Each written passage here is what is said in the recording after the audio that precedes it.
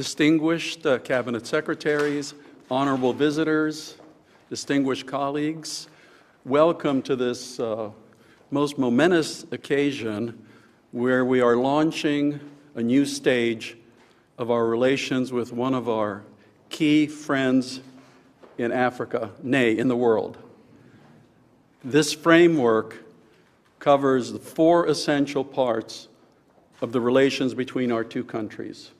And it arises out of a meeting that our two presidents had last August, and we're following through. This is only the first, and it will continue year by year to cement our relations, as I said, at a new level.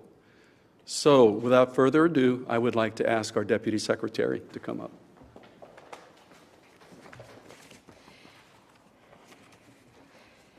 Thank you, Tibor, for that kind introduction.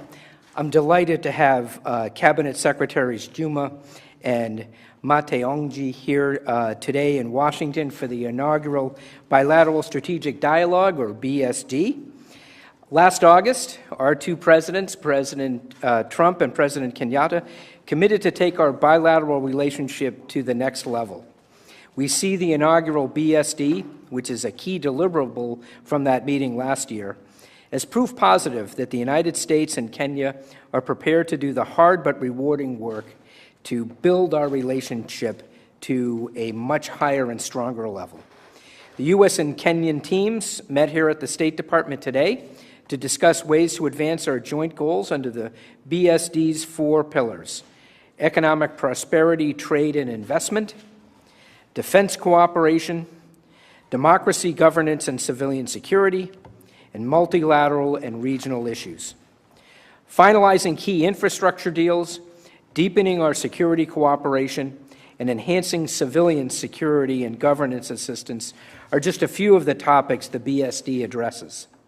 Tomorrow, my colleague Undersecretary Hale will open the high-level segment of the BSD, emphasizing the progress we have made on our shared priorities since our presidents met last year. We will conclude the BSD with our teams briefing on their progress and ideas for the way forward. The framework that the Cabinet Secretary and I will establish shortly creates the structure and reaffirms our intention to pursue dialogues in the future. Kenya is among our strongest partners in the continent and, as the Assistant Secretary has noted correctly, in the world. This dialogue will help us chart our course forward for our bilateral relationship. Madam Cabinet Secretary, I'm pleased to sign this framework on behalf of the U.S. government. The floor is yours.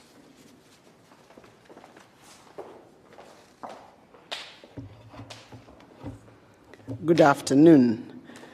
Deputy Secretary John Sullivan, colleagues, Cabinet Secretary Matiang'i, the Assistant Secretary of State for Africa, Tibor Nagy, may I begin by expressing our utmost delight at the hosting of this inaugural bilateral strategic dialogue.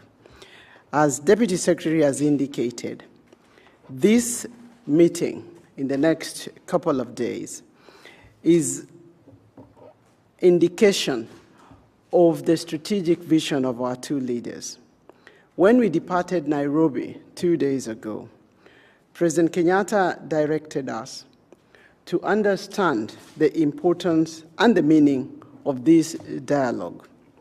First, that it must work towards the benefit of our peoples, and we must work together to mitigate and defeat the immediate threats to our security and prosperity together. In this regard, our cooperation in defense and security become the guarantee for our continued prosperity. In this regard, Deputy Secretary, I have to report that yesterday I had occasion to meet with the Pentagon, with the MOD team. And that discussion indicated that our MOD relationship is a model relationship, a model bilaterally, a relationship that is servicing the region, and a relationship that is contributing to international peace and security. And so we are delighted that those teams will today be speaking to the next steps in strengthening our defense and security cooperation. President Kenyatta has also mandated us to work in this strategic dialogue to promote ambitious trade and investment in each other's country. And I take delight in Ambassador Kale's counsel that we should not talk and think small, because our presidents are thinking big. We are talking about the future of prosperity. This ambitious trade and investment portfolio must be able to help build the wealth for our people. It must create more jobs. It must create decent living. It must contribute to the prosperity of ourselves and the world. Thirdly, we must work closely to make sure that our region, the Horn of Africa, the East Africa, and Central Africa, is secure for investment. It's politically stable, it's democratically free. It pushes the democratic project. And we are free from all want, including the threats such as pandemic, but more importantly, the threat of international jihadism. This threat is probably the greatest risk to our strategic relationship. Because even if we think big, even if we create the right environment for investment and trade, unless we are able to tether the threat that comes with extremism, then we are at a risk. And therefore, we are here in order that these three broad parameters help us and become really the North Star that guides the discussions that we have been having and that we shall be having in the next 2 days. That is why, Deputy Secretary, I'm delighted to commit my government in terms of taking this relationship, which is a historical relationship, which is a significant relationship, which is a relationship that is growing in its diversity and depth and complexity.